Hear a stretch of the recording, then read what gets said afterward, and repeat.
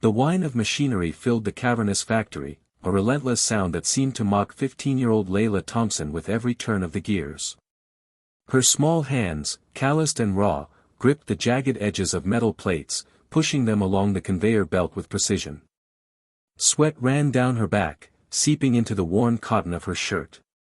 She dared not look up. The overseer, Mr. Carlyle, was notorious for his temper, and even a glance away from her task could invite his wrath. "Move faster." His voice boomed across the factory floor, cutting through the roar of machines. "Do you want to get fired before you even know what life is?"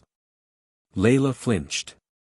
She had heard those words countless times, each syllable a dagger designed to remind her of her place. She was born into a world that had little use for girls like her, girls from the wrong side of town, born to parents who had no power, no influence, and no escape from the grind of survival. The smell of grease, metal, and burnt rubber clung to her clothes and hair. Around her, other children worked, some barely older than her, their eyes hollow with fatigue, their bodies bent from hours of labor. The factory was a prison disguised as an industry. There was no laughter, no room for mistakes, and no promise of a future. At home, the small apartment she shared with her mother and younger brother was little more than a closet with peeling paint. Her mother, Sandra, worked double shifts as a nurse's aide, scraping together enough to pay rent, feed her children, and keep the lights on. Her father had been gone for years, leaving behind only the weight of absence. Yet even in this suffocating world, there was one thing that refused to die inside Laila, a spark. The spark of curiosity, of intelligence, of a mind that demanded more than survival. But nurturing that spark felt impossible in a society that had decided, long before she was born, that she would remain invisible. It was a Tuesday morning when the factory inspector arrived. Laila was at her station, muscles screaming in protest, as he walked through the rows of children, clipboard in hand, jotting notes in his precise, methodical script. "Young lady," he said suddenly, pointing at Laila. "Step aside." Her heart thumped painfully against her ribs. She obeyed, wiping her palms on her threadbare pants. The inspector's eyes scanned her carefully, his expression unreadable. "You're not in school?" he asked, incredulous. I work," Laila whispered. He shook his head. "You're 15, and you should be learning, not breaking your body here." Before Laila could respond, Mr. Carlyle appeared, a scowl twisting his face. "This girl is my responsibility. She works for me. She has no time for school. Don't you dare interfere." The inspector looked between the two, his patience thinning. "This is child labor. She should not be here. There are programs, scholarships, support. She could have a real future if someone would help her." But Mr. Carlyle was unmoved. "Mind your business, sir. You have no idea what real life looks like." Laila's chest tightened. No one had ever spoken so openly on her behalf. The words of the inspector ignited something inside her, a dangerous, thrilling thought. Maybe, just maybe, someone believed she could be more than what the world had dictated. That night, Laila lay awake in her cramped bed, her younger brother's soft breathing the only sound in the apartment. She thought about the inspector's words, about school, about books she had never touched. Her heart ached for something she couldn't even name, something the factory floor had stolen from her: knowledge, freedom, and the chance to be seen. She remembered the public library she had passed many times on her way to the factory. The tall glass doors, the smell of paper and dust, the soft hum of possibility. She longed to enter, to learn, to discover a life beyond the sweat and grit. But fear held her back. If her mother found out, she would be punished. If Mr. Carlyle discovered she was skipping work, she would be beaten, fired, or worse. Yet the desire burned too bright to ignore. One day, she made a choice. She would steal moments in the library during her lunch break. A few pages at a time, she would taste the world that had been denied to her. And with every stolen word, her resolve grew. Laila's small victories did not go unnoticed. One of her co-workers, a boy named Marcus, had been working alongside her since he was 12. He had seen the spark in her eyes, the way she refused to let the factory crush her spirit. "You really think reading those books will change anything?" he asked one day, skepticism in his tone. "It has to," she said firmly. "I'm not staying here forever. I won't let this place decide who I am." Marcus shook his head but didn't argue. He had learned long ago that arguing with Laila was futile. There was a steel in her voice, a stubbornness that refused to bend. But not everyone was impressed. Mr. Carlyle noticed the subtle change in her demeanor, how she lifted her head slightly higher, how her eyes held a glimmer of defiance. One evening, he cornered her in the storage room, the shadows stretching across the walls like claws. "You think you're better than this?" he hissed. "You're just a girl from nowhere. Nobody will ever care about your little dreams." The word stung, but Laila did not back down. Something inside her cracked, something that had been silent for too long. She clenched her fists, swallowing her fear. "Maybe," she said softly. "But I'm going to prove you wrong." Mr. Carlyle's face twisted in fury, but before he could strike, the factory bell rang, signaling the end of the shift. Laila walked out into the cool evening air, her mind racing. She had spoken the truth for the first time in her life. And it terrified her, and thrilled her, in equal measure. The days that followed were a gauntlet. Laila worked harder than ever, using every spare moment to read, to write, to prepare herself for a life she had never been allowed to imagine. Her mother noticed the changes, the way her daughter's eyes gleamed with determination even after 16-hour shifts. "Be careful," Sandra warned. "The world won't make it easy for you." "I know," Laila said, "but I can't stop." Her letters to schools went unanswered. Scholarship seemed like a fantasy. Every door she knocked on slammed shut, every opportunity she pursued dissolved into rejection. But she refused to accept that the world had finally won. One afternoon, as she was leaving the factory, she overheard a conversation between Mr. Carlyle and one of his wealthy clients. They were laughing about how some people were born to serve, and how children like Laila would never escape their station. The words sliced through her like ice. In that moment, Laila vowed silently, fiercely, that she would not only escape, but she would rise so high that those who had humiliated her would see her brilliance, powerless to stop it. Months later, a local community organizer named Mrs. Patel visited the factory. She had been working on programs for at-risk youth, offering mentorship, tutoring, and pathways to scholarships for talented children. She noticed Laila almost immediately, her sharp mind, her quiet determination, the intensity in her gaze. "Can you read this?" Mrs. Patel asked, handing her a page from a simple science textbook. Laila read flawlessly, her voice steady, her comprehension immediate. Mrs. Patel smiled, a warmth Laila had rarely experienced from adults in authority. "You have potential," she said softly. "I can help you. But you have to trust me."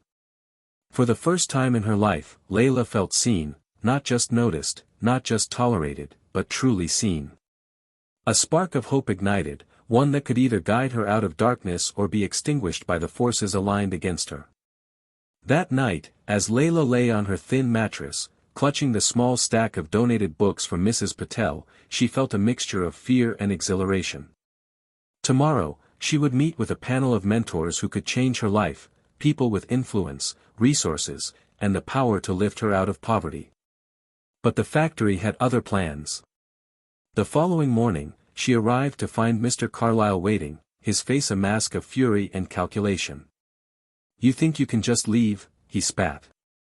"You belong here. No one cares about your dreams."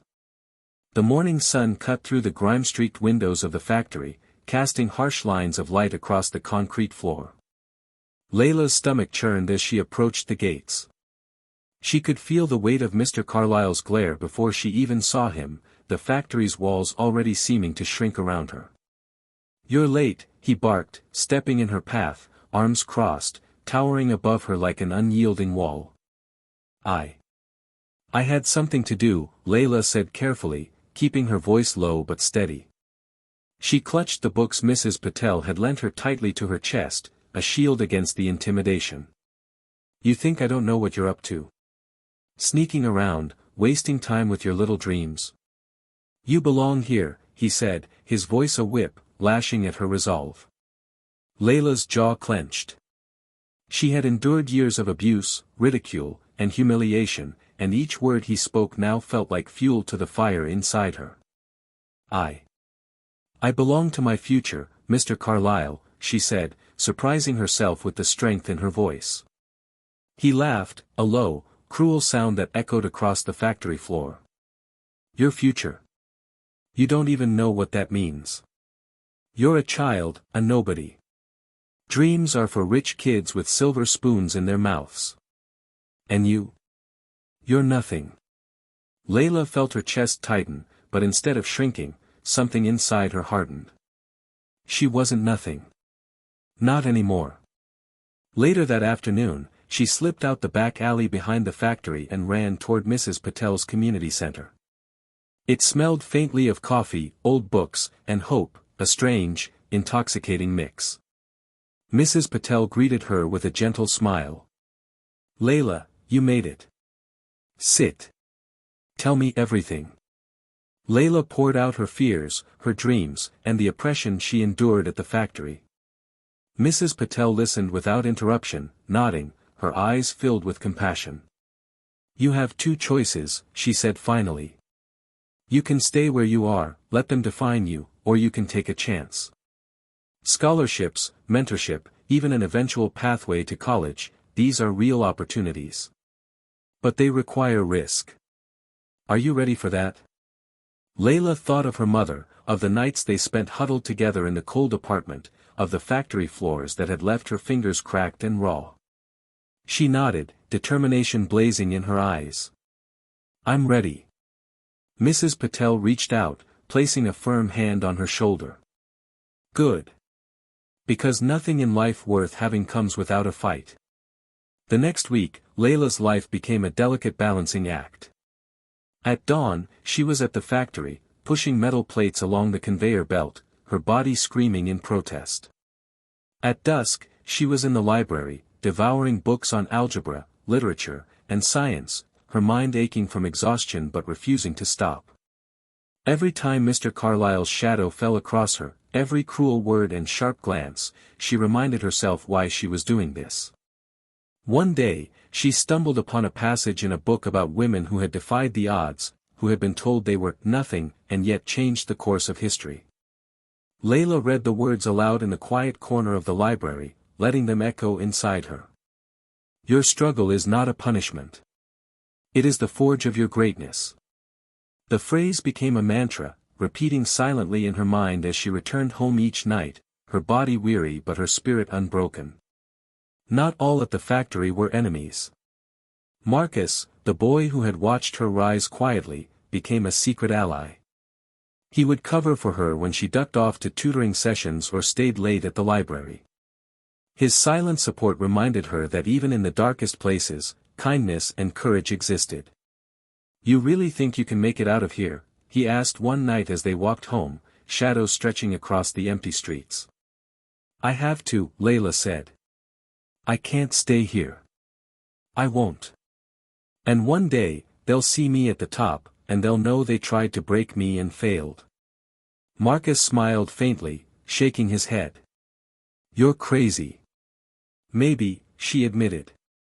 But sometimes crazy is what it takes to survive. Then came the announcement that would change everything.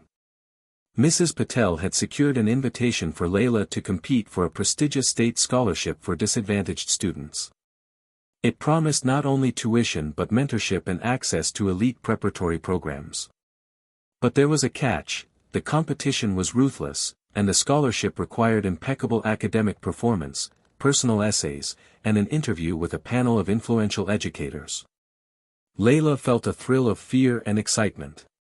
This was the break she had been waiting for, but it was also a public stage, a place where her failures could be exposed to the very people who had mocked her, exploited her, and told her she was worthless.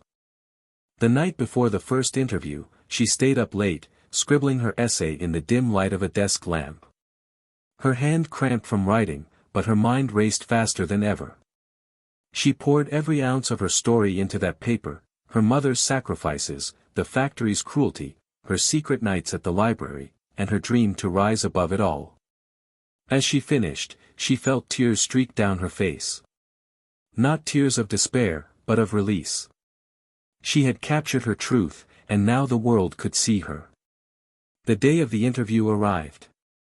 Laila wore a simple blouse and slacks, her hair neatly tied back. She felt exposed, as if the eyes of the world were piercing through her very being. The panel of educators, all older, all powerful, all skeptical, stared at her with polite curiosity.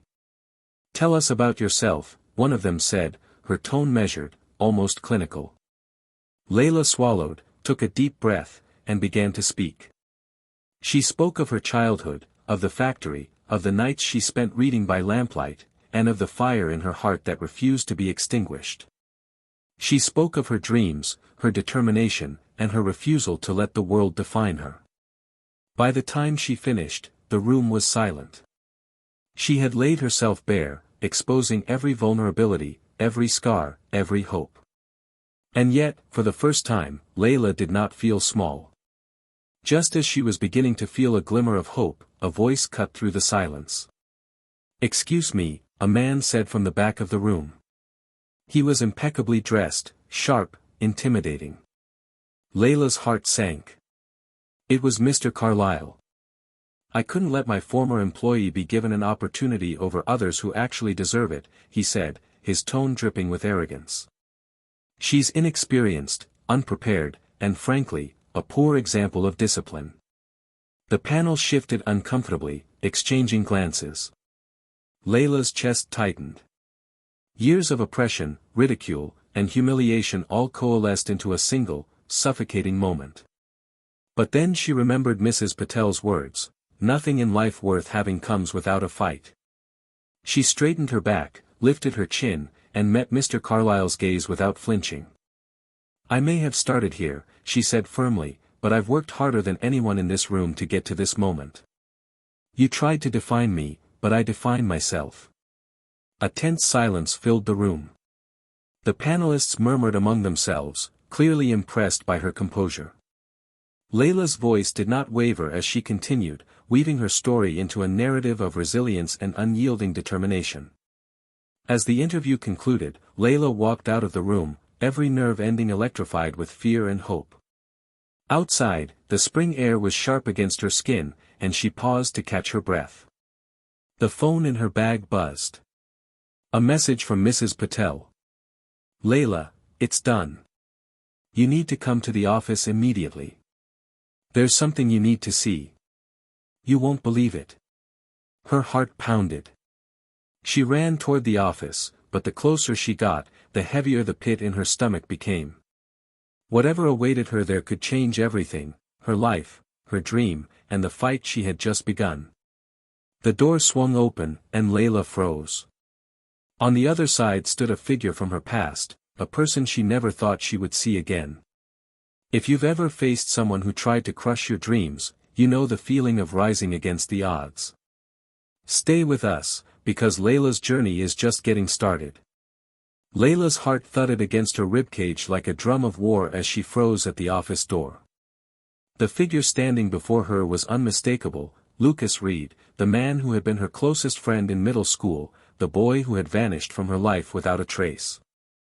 Now, he was here, standing tall and composed, yet his eyes held secrets she couldn't yet read. "Lucas?" Her voice barely rose above a whisper. He didn't answer immediately. Instead, he stepped forward slowly, his gaze fixed on hers. "Laila," he finally said, his tone tight with tension. "It's been a long time." Her chest tightened further. Why was he here now, after all these years? The last she had heard, he'd left town suddenly, and rumors swirled. Some said his family had moved, others whispered darker things. She had never stopped wondering. "What are you doing here?" she asked, her voice steady despite the whirlwind inside her. I need your help, Lucas admitted. His eyes darted toward the office hallway, as if someone was watching. Anne, you need to see something. Lucas led her into a back room, a small office lined with filing cabinets and stacks of papers. He handed her a manila envelope, and Laila felt a chill run down her spine. The envelope was thick, bulging with documents, photos, and handwritten notes. What is this? She asked, her voice shaky. Proof, he said simply. Proof that Mr. Carlyle, he's not just a cruel factory boss. He's been running something illegal, something that could ruin lives. Layla's eyes widened as she flipped through the contents.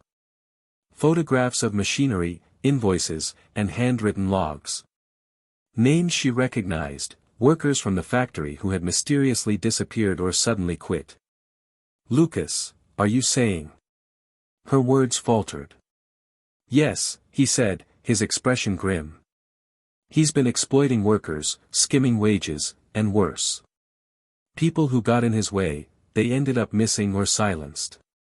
I only found out recently. I came back to stop him, but I can't do it alone. That's why I came to you. The weight of his revelation pressed down on her like a stone. All the abuse she had endured, the fear, the sleepless nights, none of it was random. It was part of a larger, darker scheme. Layla's mind raced. If she exposed Mr. Carlyle, it could destroy him, but it could also put her in danger. And yet, there was no turning back. She had fought too hard to let fear control her. We need to go to the authorities, she said finally, her voice firm. We can't do this alone. We need proof, everything we can gather, and then we take it to someone who will act. Lucas nodded, relief flickering across his features. I've got a contact, a journalist, someone I trust. But we have to be careful. Carlyle has eyes everywhere. That night, they met at a quiet cafe on the edge of town, where Lucas introduced her to Melissa Grant, an investigative journalist known for exposing corporate corruption. Melissa's sharp eyes scanned Layla from across the table. You're brave to be here, Melissa said. People like Carlyle, they don't take kindly to interference. If he suspects you, he'll try to destroy you.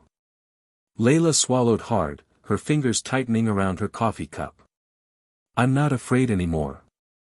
I've fought too long to let him win. Melissa nodded, impressed by her courage. Good. Because this is going to get dangerous, very fast. The following days became a blur of clandestine meetings, secret photo shoots, and late-night document scans. Layla had to maintain her daytime life at the factory while secretly building a case that could bring Carlyle down. Every morning, she returned to the conveyor belts, pretending to be the exhausted, obedient worker she had always been, while secretly becoming a detective in her own life. But just when she thought she was ready, betrayal struck. One afternoon, as she returned from the library with new research on labor laws and whistleblower protections, she noticed a sticky note on her locker. Her blood ran cold. It simply said, "We know what you're doing. Stop, or you'll regret it." Her hands trembled. Lucas had warned her that Carlyle had eyes everywhere, but seeing the threat in her own hands made it terrifyingly real. She realized that someone inside the factory had betrayed her. But who? Marcus, the boy who had always helped her. Could he have been coerced? Or was there another spy she didn't know about? Layla knew one thing, she couldn't falter. Not now. The scholarship interview was now weeks behind her, but the anxiety of waiting for the decision gnawed at her. Every day, she worked harder at the factory while also piecing together Carlyle's misdeeds. Each document she uncovered felt like a stepping stone toward justice, yet each step brought new dangers. One evening, Marcus approached her in the storage room, glancing nervously around. I don't know if I can help anymore," he whispered. "They're watching me, Layla. They know I'm talking to you." Layla's heart sank, but she didn't waver. "You don't have to do it alone. We'll find another way. But we can't give up." Marcus shook his head, conflicted. I have to be careful. If they find out, it won't just be me. And with that, he disappeared into the shadows, leaving Laila to feel the sting of betrayal and the cold reality of the stakes. Just as Laila began doubting her own strength, a voice came through the phone. It was someone she didn't expect, her mother. I know what you're doing, her mother said, voice firm but supportive. I've been worried, yes. But I also know you're brave. You're not alone, Laila. Tears pricked at Layla's eyes. For years, she had been fighting alone, but now she felt a surge of hope. If she had her mother's support, Lucas, and Melissa in her corner, she could face anything. The next morning, Laila and Lucas met Melissa at the journalist's office. Plans were finalized. They would expose Carlisle in the upcoming city council meeting, presenting irrefutable evidence of his illegal operations. The tension was palpable. This has to be airtight, Melissa said. One slip, and Carlisle will bury you. Are you ready? Laila nodded, her jaw set. I'm ready. That night, Laila barely slept. She paced her tiny apartment, imagining every possible scenario, Carlisle trying to stop her, the authorities dismissing her evidence, Marcus being hurt. But beneath the fear was a fire she could not extinguish. She had fought her way out of despair, out of humiliation, and she would fight to the very end. A knock at the door startled her. She peeked through the peephole and froze. There was no one there, only a small envelope on the doorstep.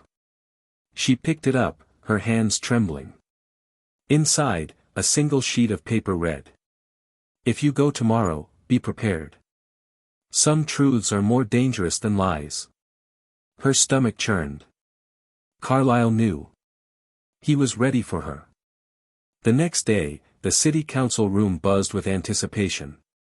Laila, Lucas, and Melissa entered, their hearts pounding. Carlisle sat at the head of the room, smug, confident, and clearly expecting to crush anyone who dared challenge him. As Melissa presented the evidence, Laila felt the room tense, every eye on her, every heartbeat echoing in her ears. And then Carlisle rose, his expression a mixture of fury and disbelief. You think you can destroy me with a few papers, he barked. I've been doing this longer than you've been alive. But just as he opened his mouth to launch into a tirade, the doors burst open. A uniformed officer entered, holding a warrant. You're under investigation, Mr. Carlisle, the officer announced. Please come with us. Gasps filled the room. Carlisle's face turned red with anger. But just when Laila thought the nightmare was over, a shadow moved behind the crowd, a man she didn't recognize, tall, imposing, and with a familiar, chilling presence. Her blood ran cold. She knew that figure.